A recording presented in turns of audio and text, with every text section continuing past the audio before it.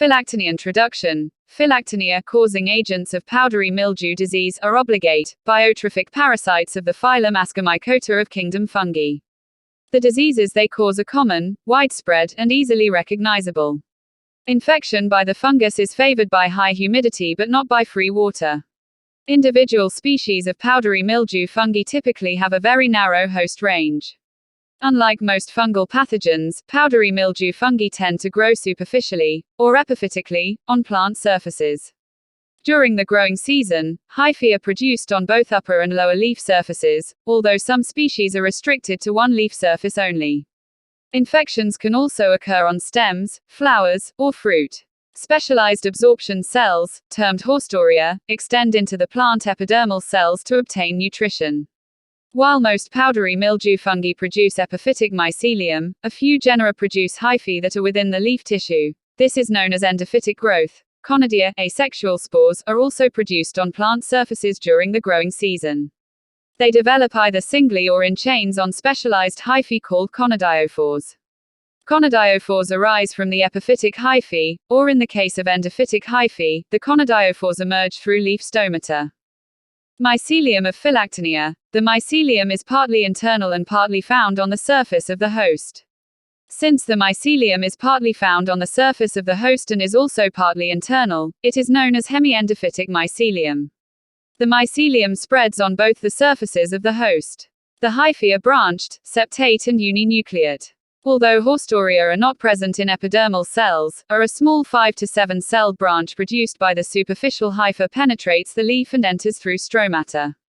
This may develop in substomatal chamber and the intercellular spaces of the adjacent cells. This hypha may give rise to haustoria which are saccate.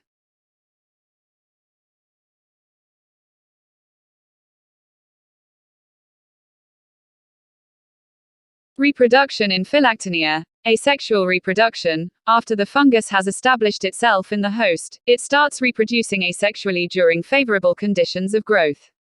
The asexual reproduction takes place by the formation of conidia produced exogenously in chains at the tip of conidial apparatus. Development of conidia. The conidia are formed on conidial apparatus known as conidiophores. These develop vertically from the superficial mycelium. In the beginning these are formed on both the surfaces of leaves but later they are confined to the lower surface only. The young conidiophore divides transversely to produce two cells, the basal stalk or stipe cell and the upper conidium mother cell. The latter again divides to form two cells, the upper cell acts as a conidium and the lower cell as subterminal cell. When the first formed conidium is shed, the subterminal cell divides again to form another conidium. Generally the conidia are formed singly but in large numbers, forming a white powdery mass on the leaf surface. Structure and germination of conidium. The conidium is single-celled, clavate, uninucleate, thin-walled and hyaline. The conidia are dispersed by wind and upon reaching a suitable substratum germinate to form a new mycelium. Sexual reproduction. It takes place under unfavorable conditions. The fungus is heterothalic and the gametangia are formed on two closely lying hyphae. The male gametanium is antheridium and the female gametanium is ascogonium. Antheridium is small clavate, one-celled and uninucleate structure.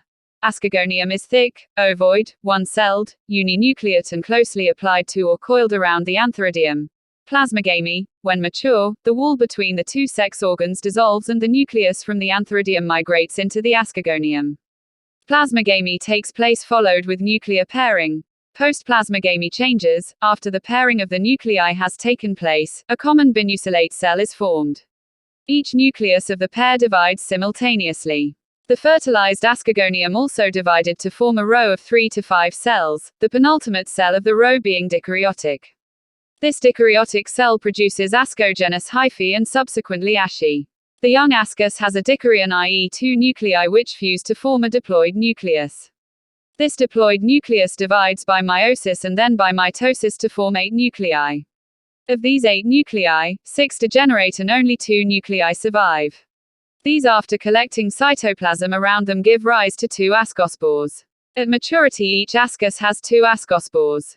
Simultaneously, the vegetative hyphae grow upwards from the basal ascogonium to form a 2 to 3 layered sheath around the developing ascocarp Cleistothecium.